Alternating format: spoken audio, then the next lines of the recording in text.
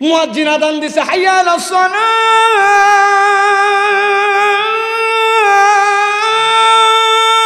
মুফাসসিররা ব্যাখ্যা করছেন ওয়াতা'নার রাসূলা মানে দুনিয়ায় আপনাকে মডেল হিসাবে, আপনার লিডার হিসাবে, আপনার আদর্শ হিসাবে যদি স্লোগান দিতে হয় তাহলে রসুলের পক্ষেই কেবল স্লোগান হতে পারে,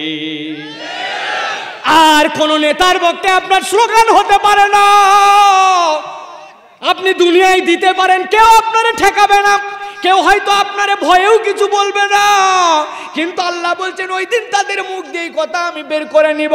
আতানাল্লাহ ওয়া আতানার রাসূল, আমি যদি আল্লাহ তার রাসূলের ইতাআত করতাম তাহলে আজকে বেঁচে যেতাম, কিন্তু ওই দিন যাওয়ার পরে এই কথা বলার দ্বারা আল্লাহ বলছেন কোনো কাজ হবে না।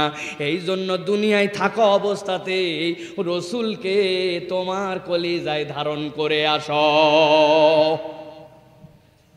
মুসলমান সব শুনতে রাজি, কিন্তু আল্লাহর নবীর যে সুন্নাতগুলো রয়েছে, আল্লাহর নবীর যে আদর্শগুলো আছে, ওই আদর্শগুলো আমরা নিতে রাজি নাই, ঠিক কিনা? নিতে রাজি আছি কোন পর্যন্ত? পাগড়ি মনে করছি এই পর্যন্তই বোধহয় নবীজির সুন্নত শেষই তো আমাদের ধারণা। এরপরেও কি সুন্নত আছে? কি সুন্নত আছে? বড় দামি সুন্নত দাদি ভাই রাখতেই হবে তোমারে যদি বাঁচতে যাও, কায়দা নাই তাছাড়া। বড় দামি সুন্নত এই পোশাক আশাক পাগড়ি এগুলো সবগুলা বড় দামি সুন্নাত, কিন্তু আল্লাহর রসুলের এই বাহ্যিক সুন্নতের সাথে সাথে আল্লাহর নবীর খুলুকি চারিত্রিক কতকগুলা গুণাবলী ছিল, ওইগুলাও মুসলমানকে ধারণ করতে হবে। আল্লাহর নবী কেমন মানুষ ছিলেন? হিংসুটে, প্রচুর অহংকারী, ছোটদেরকে ইচ্ছা মতো পিটন দেওয়া, মুরব্বীদেরকে অপমানকারী, স্ত্রীর ইচ্ছা মতো ঝাড়ি দেওয়া, মুখ খারাপ গালি দেওয়া। সত্যি তো? আমাদের কি যা যা বললাম এগুলো আছে নাকি? বুড়া হয়ে গেছে, এখন পর্যন্ত খটমটা আচরণটা পরিবর্তন করতে পারে নাই। এই বাচ্চারা মসজিদের মধ্যে কি লাগাইছিস? আরে বুড়া লাঠি তুলে বুড়া ধাবড়াচ্ছে মসজিদের মধ্যে, মুরব্বী 70 বছর বয়স, কি করছে বাচ্চা? মসজিদে এসে একটু জোরে কথা বলছে। কে শিখাইছে আপনার এই আদর্শ? আমার নবীকে এরকম করে ঝাড়ি ঝুড়ি দিছে নাকি? বাচ্চাদের এরকম করে কষ্ট দিছে নাকি? আমি ছোট মানুষ, ক্লাস 6, ক্লাস 1, 2, 3-তে পড়ি, কেবল নামাজ বুঝছি, পড়ছি হাদিসের মধ্যে প্রথম কাতারের সওয়াব বেশি, আমি সবার আগে এসে প্রথম কাতারে বসছি। মুরব্বী একামতের 1:29 মিনিট 29 সেকেন্ড উনি তখন আইছে, 1:30 জামাত পিছন পিছা পিছা পিছা সব পিছনে যা। বাবা কি ব্যাপার মুরব্বী, এত ঝাড়ি দেন কেন বাচ্চাদেরকে? আপনি এত দুর্ব্যবহার করেন কেন বাচ্চাদের সাথে আপনি? আমি তো কিয়ামতের দিনে আল্লাহর কাছে যে বলবো রব্বুল আলামিন একটা ভিডিও দেখতে চাই, কোনটা বান্দা?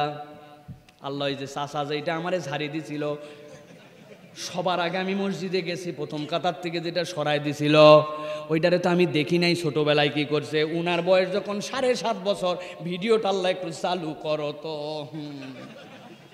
মুয়াজ্জিন আযান দিছে, হাইয়া আলাস সালাহ।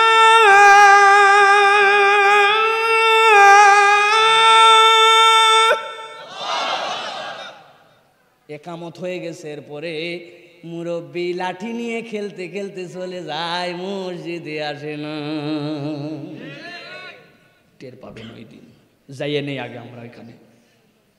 এই জন্য বলবো মুরব্বী আপনার আচরণের মধ্যে রসুলের আদর্শ ঢুকাতে হবে, ঠিক কিনা? আপনি তো পকেটের মধ্যে চকলেট রাখবেন, পকেটের মধ্যে সুন্দর গিফট রাখবেন। আরে আমার নাতি ছেলে, বাবা তুই মসজিদে চলে আসিস, ধর চকলেটটা নে। যদি আসরের সময় আসিস ডবল দিব, মাগরিবে যদি আসেন খালি আসিসই না, সাথে 5 টাকাও দিব, তোর পছন্দ মতো আরেকটা কিছু খাস। আপনি খরচ হয়েছে সারাদিনে 10 টাকা, কিন্তু আল্লাহর সাথে আপনার ব্যবসা হয়ে গেছে 500 কোটি টাকা।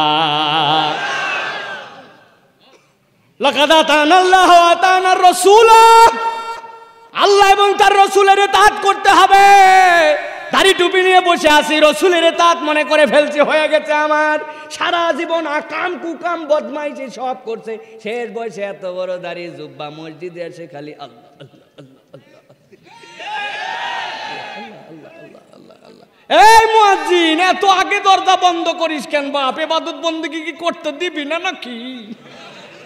ওরে বাবা, ওইদিকে রাস্তা খাইছে মানুষের, খোয়া খাইছে মানুষের, পিস খাইছে মানুষের, দুর্নীতি করছে মানুষের, কষ্ট দিছে মানুষের, জুলুম করছে, অন্যায় বিচার করছে।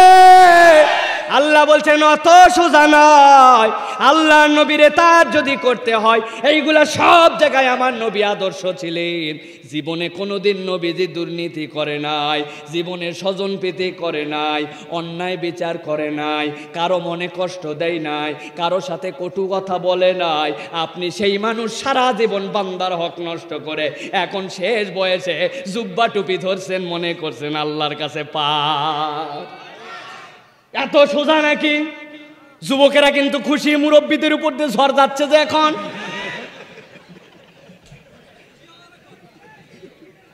যুবক ভাইয়েরা, তোমাদের আদর্শের মধ্যে পরিবর্তন আনতে হবে, নবীওয়ালা চরিত্র তোমাদেরকেও হতে হবে। আরে ওই পরকালে যাওয়ার পরে বান্দা কেবল একটাই আফসোস করবে, হযরতে সাইয়্যিদিনা আলী রাদিয়াল্লাহু তাআলা আনহু তার কবিতার মধ্যে সেই আফসোস করে গেছেন। আলী রাদিয়াল্লাহু তাআলা আনহুর বয়স যখন হয়ে গেল, খেলাফতের সময় তিনি বলছেন, ও আলী, দুনিয়ার সমগ্র কিছু বিক্রি করে দিয়ে যদি তুমি আবার তোমার যৌবনটা ফেরত পাইতে, তাইলে তুমি সফল হইতে রে। কারণ আমি জানি এই বৃদ্ধ বয়সের সিজদা আল্লাহ কবুল করে, কিন্তু ওই তরুণ যখন সিজদা দিতে আসে, ওই যুবক যখন সিজদা দিতে আসে, ওই যুবকের তখন যৌন তাড়না আছে, ওই যুবকের তখন খারাপ দিকে যাওয়ার মতো রক্তের তেজ আছে, ওই যুবকের তখন অন্যের নামে অন্যের দলে স্লোগান দেওয়ার সুযোগ আছে। কিন্তু সবগুলাকে উপেক্ষা করে আল্লাহর দিকে যখন আসছে, ওই এক তরুণের সিজদা ওই যুবক বয়সের সিজদা মুরব্বীদের 70 বছরের সিজদার থেকেও দামি। এই জন্য বলি, তরুণ আমার প্রিয় ভাইয়েরা, এত ভালোবাসো আমাদেরকে, আমরাও তোমাদেরকে ভালোবাসি, আমরা কিচ্ছু চাই না। এই ভালোবাসার বিনিময়ে আমরা একটু জান্নাতে থাকতে চাই একসাথে, ঠিক কিনা? এই জন্য বলবো, শপথ নিয়ে নাও, আমার নবীর ছোট্ট থেকে বড় সুন্নত নিজের জীবনে পালন করতে শুরু করে দিব। আমার নবীকে আমার জীবনে ধারণ করব। আমার মুখ থাকবে কিন্তু গালি থাকবে না। রাজি আছে? হারামজাদা কই আছো? তাড়াতাড়ি আয় পড়ো না। ও বাবা, কথায় কথায় গালি দেয়, কথা না বললে তো বুঝতেন না আপনারা, ঠিক কিনা? আমার মসজিদে আসছে এক মুসল্লি, অনেক দিন আগে বলছি আপনাদের কাছে দোয়া করার জন্য, কয় হুজুর হালার পোলার লাগে একটু দোয়া কইরা দেন। আমি বললাম আপনারা তো চিন্তা কি, এটা তো আপনার শালার বেটা। কয় না হুজুর আস্তাগফিরুল্লাহ, এটা আমারই পোলা, হালার পোলা। কয় হালাইছি? উনারই বেটা, উনারে হালার পোলা কয় হালাইছে? তো মুখ দিয়ে হালার পোলা বলেন আপনি, গালি দেন কথায় কথায়। মুরব্বী ডাক দেয়, আয় হারামজাদা এদিকে আয়, একটা গুল নিয়ে আয় তো। আমি বললাম চাচা, ওর বাপের যে ঠিক নাই আপনি কেমন করে জানলেন? আস্তাগফিরুল্লাহ, এটা আমার নাতি হয়। আপনার নাতিরে আপনি হারামজাদা বললেন কেন? কই অভ্যাস হয়ে গেছে, মুখের গালি বাদ দিতে হবে। যুবক রাজি আছো? পিতা মাতার সাথে অসম্মান করে চলো। وقضى ربك ألا تعبدوا إلا إياه وبالوالدين إحسانا। আমি আমার ক্ষুদ্র জ্ঞান, আমার পড়ালেখা বড়ই সীমিত, কিচ্ছুই নাই, কিন্তু যা বলবো এটার একটু পড়ে আসি। এই আয়াতে কারিমার তাফসিরে আমার মাথার মধ্যে এখন যতটুকু আছে, আমি টানা 1 ঘন্টা বলতে পারবো। এই আয়াত বুঝাইলে তোমার কলিজা ফানা ফানা হয়ে যাবে। বান্দা এইটুকু বুঝে নাও, আল্লাহ কত বড় কথা বলছেন। আল্লাহ তোমারে 2টাই কেবল নির্দেশ দিচ্ছেন। 1 নম্বর রে, তোর রবের সাথে কাউরে শিরিক করবি না, ইবাদত করলে কেবল রবের করবি। আর 2 নম্বরে বললাম, তোর বাপ মার সাথে ভালো আচরণ করবি। সুবহানাল্লাহ। আল্লাহ নবীর কাছে আসি, ইয়া রাসূলুল্লাহ, আপনার কাছে আমার মা আসতে দেয় না, এই বিচার নিয়ে আসছো আমার কাছে। চুপ, একবারে চুপ, একটা কথা বলবে না। আল্লাহ নবীর কাছে, ইয়া রাসূলুল্লাহ, আমি হিজরত করে যেতে চাই, কিন্তু বাড়ির থেকে যখন বেরোইছি আমার বাপ মা তখন কাঁদতেছিল। কি বললে? থামো। আল্লাহ নবী বললেন, ইরজি, ফেরত যাও, এক্ষুনি চলে যাও। কোথায় যাবে? তোমার বাপ মায়ের কাছে যাও। সুবহানাল্লাহ বলবেন না? ইয়া রাসূলুল্লাহ, আমার আব্বা আম্মা মুশরিক, আল্লাহর সাথে শিরিক করে, আপনারে নবী বলে মানে না। চাই যে আপনার হত্যা করে ফেলা হোক। এমন একজন পিতামাতা আমার, ওই পিতামাতা কাঁদতেছিল, আমি হিজরত করে মদিনায় চলে যাব এখন। আল্লাহ নবী বললেন, একটা কথা হবে না, যাও তোমার বাপ মায়ের কাছে ফেরত চলে যাও। আসার সময় যেরকম কাঁদছিল, যাওয়ার পরে খালি গেলেই হবে না, ওই কাঁদাটাকে ফেরত দিতে হবে। ফাদহিকহুমা, ওই দুইজনের যাওয়ার পরে তুমি হাসাও। আল্লাহু আকবার। কোথায় ঈমান থেকে গেল, কোথায় হিজরত থেকে গেল? আল্লাহ মানে না, রসুল মানে না, শিরিক করে মুশরিক। আল্লাহ নবী বললেন, বাদ বাদ বাদ, তোমার পিতামাতা আগে। তারা যদি তোমারে তাদের উপাস্যের উপাসনা করতে বলে, এইটা তুমি করতে পারবে না, কিন্তু তোমার পিতামাতাকে অসম্মান করারও আল্লাহ পারমিশন দেন নাই। বুঝার চেষ্টা করেন, বুঝেন নাই আপনারা ঠিক মতো। সাহাবী মুসলমান, পিতামাতা বেঈমান, হিজরত তার আটকায় গেল, ইমানের দাবি আটকায় গেল, আল্লাহ রসুলের পক্ষে মিশন সামনে যাবে আটকায় গেল। কারণ কি? বাপ মা কাঁদছে। আল্লাহ বলছেন, ওই মুশরিক বাপ মায়ের কাছে ফেরত যাইয়া তাদেরকে হাসাও, আর তাদের সহবতে যাওয়ার পরে তাদের জন্য খেদমত করো। এটা আমি রসুল নির্দেশ দিলাম। ও যুবক, কোরআন ভালো লাগে, কোরআনের বয়ান ভালো লাগে, আল্লাহ রসুল ভালো লাগে, কিন্তু বাপ মার সাথে তোমার আচরণ ঠিক হয়নি। গালি দিয়ে কথা বলে, দাপট দিয়ে কথা বলে।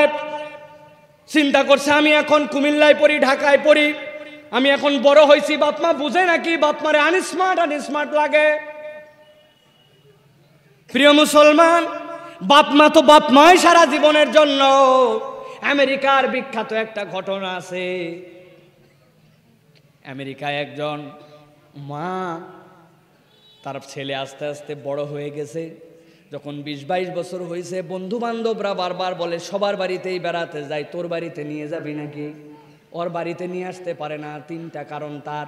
ওর মা অন্ধ চোখে, মাথার চুলগুলা নাই, গা গোলা পোড়া পোড়া, তার এমন চেহারা, তার পরিচয় দিতে লজ্জা লাগে যে এইটা আমার মা। এই জন্য বাড়িতে বন্ধু বান্ধব আনতে পারে না। যখন একটু বড় হয়েছে, চিন্তা করছে এই আপদ দূর করা লাগবে। একদিন জোর করে বাড়ির থেকে ধরে নিয়ে যেয়ে রাস্তার মধ্যে বের করে দিয়ে আসছে, যে পুলিশ অন্তত ট্র্যাকিং করে যেখানে ইচ্ছা সেখানে নিয়ে যাক। অন্ধ মহিলা রাস্তার মধ্যে চলতে শুরু করছে, হাইওয়ের পাশে রেখে দিছে, এক গাড়ি এসে মেরে দিছে, মুহূর্তের মধ্যে বিদায়। ছেলে চিন্তা করছে আপদ একবারেই তো গেল। বাড়িঘর ঠিকঠাক করতেছে, গুছাচ্ছে, অমুক করতেছে, হঠাৎ করে একটা পুরাতন ডায়েরি পাইছে ওর মধ্যে থেকে। এই ডায়েরি তো আমি দেখি না, এরকম ডায়েরি এখানে কোথার থেকে আসলো? লেখা খুলে পড়তে শুরু করছে, কিরে আমার মা যে ডায়েরিও লেখছে, আগে জানি তো আমার মা লেখাপড়াই জানে না, আমার মা তো চোখই নাই, লিখবে কেমন করে? ডায়েরি খুলে দেখে লেখা আছে, আমার যখন 17 বছর বয়স, তখন আমি মিস আমেরিকা নির্বাচিত হয়েছিলাম। নির্বাচিত হওয়ার পরে আগের থেকে একজন ছেলের সাথে পরিচয় ছিল, তার সাথে সম্পর্ক হওয়ার পরে আমার পেটে একটা সন্তান চলে আসে। ওই ছেলে বলছে তখন, এই সন্তানকে নষ্ট করে ফেলতে হবে, এখন তোমার উঠতি যৌবন, তোমার বয়স, এখন বাচ্চা হয়ে গেলে তো সব শেষ, কোনোভাবেই আমার বাচ্চা নষ্ট করতে চাই নাই, ওই জন্য আমার এসে ডিভোর্স দিছে, আলাদা হয়ে গেছে। আমি আমার বাচ্চার জন্য ওই জায়গায় থাকবো না বলে অনেক দূরে এক জায়গায় চলে গেছে শিফট করে। যাওয়ার পরে আমার বাচ্চা হয়েছে, সেইটাকে নিয়ে আমার সংসার, সেইটাকে নিয়ে আমার বড় করি, বহু কষ্ট করে তারে বড় করতেছি আমি। এমন সময় হঠাৎ করে একদিন বাহিরে গেছি কাজে, বাড়ির মধ্যে শুনছি ইলেকট্রিক শর্ট থেকে আগুন লেগে গেছে। শোনা মাত্র দৌড়ায় পাগলের মতো আসছে, আমার কলিজার ধন্ত বাড়ির মধ্যে আছে। বাড়ির মধ্যে কেউ ঢুকার সাহস করে না, ফায়ার ব্রিগেড পর্যন্ত নিষেধ শুনে নাই, সব নিষেধ উপেক্ষা করে পাগলের মতো ভিতরে ঢুকে সন্তানরে জড়ায়া বুকের সাথে নিয়ে বের হয়েছে। আসার সময় মাথার চুল সব চলে গেছে, গায়ের চামড়া পুড়ে গেছে, আর সন্তানটার কিছুই হয় নাই, কেবল একটা চোখ নষ্ট হয়ে গেছে। মা যখন সুস্থ হয়েছে, চুল আর তার মাথায় নাই, সেই সুশ্রী মহিলা কুশ্রী রূপ ধারণ করছে, কেউ খুশি তার সন্তান আছে কিন্তু সন্তানের একটা চক্ষু নাই। ডাক্তারের সাথে পরামর্শ করছে এই চোখটা কি তার কোনো চোখের থেকে যদি বিনিময় দেওয়া যায় ঠিক হবে নাকি? বলছে হ্যাঁ, মানুষের চোখের থেকে চোখ ট্রান্সফার করা যায়। মা রাজি হয়ে স্বেচ্ছায় নিজের ডান চোখটা সন্তানকে দিছে। দেওয়ার পরে কিছুদিন পরে যখন চোখ খুলে দিছে, দেখে চোখ অ্যাডজাস্ট হয় না, ওই চোখ দিয়ে আর সে দেখতে পায় না। ডাক্তারকে বন্ড করে বলছে আমার বাম চোখও আমি দিতে রাজি। বাম চোখ দেওয়ার পরে ওই ছেলের দুই চোখেই দেখতে পায়।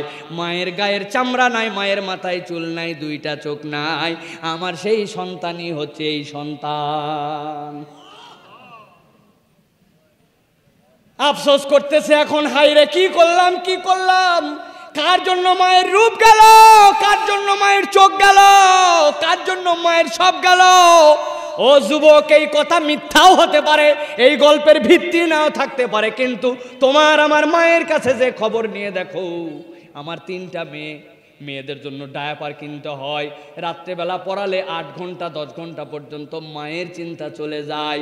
শীতের দিন পড়ায় দেয়, সকালবেলা ডায়াপার ফেলে দেয়। আজ থেকে 10, 15, 20 বছর আগে তুমি আমি যখন ছোট ছিলাম, ডায়াপার আমাদের দেশে তখনও কালচার হয়নি ভাই। 7 দিন পর পর আকাশ থেকে এমন নিম্নচাপ, শীতের কারণে সূর্যর মুখ দেখা যায় নয়, বাড়িতে যা খেতাপত্র ছিল সব ভিজায় শেষ। মা চুলা জ্বালায় জ্বালায়া 3-4টা কাঁথা কোনো রকম শুকাইছে। রাত্রে ডাইনে শোয়াইছে প্রস্রাব, বামে শোয়াইছে প্রস্রাব, এরপরে 2-4টা কাঁথা চেঞ্জ করার পরে আর কাঁথা নাই। ওই সন্তানকে মা বুকে নিছে, ডানে রাখছে বামে রাখছে, তাও আমার সন্তানের নিউমোনিয়া হয়ে যেতে পারে। এই জন্য মা সারা রাত জেগে জেগে কাঁথা পরিবর্তন করছে। তোমার আমার মা তোমার আমার জন্য কি করছে, ওই বাপ তোমার আমার জন্য কি করছে একবার খেয়াল করো। ঈদের আগে আরজি দিয়ে দিছি, নতুন জামা নতুন জুতা না হলে ঈদগাহে যাব না। আব্বার যে কামাই আছে কি না আছে, হাতে টাকা আছে কি না আছে বিবেচনা করার সময় নাই। বাপও চিন্তা করছে আমার এই কলিজার মানিক রে, ধন রে, কেমনে আমি নতুন জামা না দিয়া পাঠাই। কষ্ট মষ্ট করে নতুন জামা নতুন জুতা সারা ঈদগাহে নেই নাই, কিন্তু ওই পুরাতন জামাটা বের করে করে ইস্ত্রি করছে, আর ওই বাটার জুতাটা পালিশ করায়া 5-6টা ঈদে গেছে ওই বাপি। এরকম বাপই হচ্ছে আমাদের বাপ। কেমনে তুমি সেই বাপের কথা শোনো না? কিসের নবীর উম্মতের দাবি করতেছো তুমি আমি? আল্লাহ রাব্বুল আমিন এই জন্য বলছেন, ওই দিন যাওয়ার পরে বলবে আতানাল্লাহ ওয়া আতানার রাসূল। আয় আল্লাহ, আমি তো রসুল যদি মানতাম, আল্লাহ যদি মানতাম, আরে আল্লাহ মানাই তো বাপ মায়ের কথা শোনা। কি ওয়াকাদা রাব্বুকা আল্লা তা'বুদু ইল্লা ইয়াহু ওয়া বিল ওয়ালিদাইনি ইহসানা। আল্লাহই তো বলতেছেন পিতামাতারে তোমার ইহসান করতে হবে। সুতরাং কপাল যদি ফিরাইতে চাও, কিয়ামতের দিনে আফসোস থেকে যদি বাঁচতে চাও, কান ধরে তওবা করো। আব্বা আম্মার খাতে আমরা কখনো বেয়াদবি করব না। রাজি আছেন? সর্বশেষ কারণ শোনেন এবার, ফুল অ্যান্ড ফাইনাল। আল্লাহ রাব্বুল আমিন বলছেন, ওই কিয়ামতের দিনে এক শ্রেণীর এবার আফসোস হবে। সেই শ্রেণী কারা? আল্লাহ বলছেন, ওয়ায়াউমা ইয়া'আদ্দুয যালিমু আলা ইয়াদাইহি ইয়াকুলু ইয়া লাইতানি ইত্তাখাযতু মা'আর রাসূলি সাবিলা। আল্লাহ বলছেন ওই দিন যাওয়ার পরে এই শ্রেণীর আফসোসটা হবে সবচেয়ে ব্যতিক্রম। সেই শ্রেণীর নাম হচ্ছে জালেম। কি নাম? জোরে বলেন। অতএব আল্লাহর কাছে দোয়া করেন, আল্লাহ তুমি আমারে জালেম বানায়ো না, প্রয়োজনে মাজলুম বানাও। ঠিক না? পাওয়ার দিয়ে জুলুম করছেন, ক্ষমতা দিয়ে জুলুম করছেন, ইচ্ছা মতো জুলুম করছেন, জমি জমা না দিয়ে জুলুম করছেন, বোনের হক মাইরে জুলুম করছেন, ইচ্ছা মতো পাওয়ার দেখাইছেন, আছে কিনা? হুজুররা পর্যন্ত, আমরা পর্যন্ত ফাঁসে যাব। মাদ্রাসার ছাত্র হেফজোখানায় পড়ান, আইরে মারা মারে। আরে মানুষকে মারা, এইরকম ভাবে ছাত্রকে মারা ইসলামী শরীয়তে সম্পূর্ণ নাজায়েজ। আপনাদের কাছে জিজ্ঞাসা করি, বলেন তো ভাই, কোরআন হেফজ করা ফরজ? বুঝেন নাই, অনেকে ভয় পাচ্ছে উত্তর দিতে। কোরআনের জোগাড়া ফরজ, ফরজ নাইটা ওই বান্দার ক্যাপাসিটিতে ধরে না। আপনি এমন মারা মারেন ওর চামড়া টামড়া সব ফাটায় ফেলেন। ওই হুজুরে যদি একবার নিয়ে আসা হয়, আসার পরে যদি আমারে দেওয়া হয় একখান ব্যাট, আমি হুজুরে একদিন 5 মিনিট পিটাইতাম, হুজুর টের পাইতো পিটন খাওয়ার জ্বালা কি। কেন মারেন আপনি এরকম করে? জুলুম করছেন আপনি, ওই বাচ্চার সাথে জুলুম করছেন। কেন এই কথা বলছে একটু প্রমাণ দিব, বিরক্ত হবেন না তো? আর রহমানু আল্লামাল কুরআন।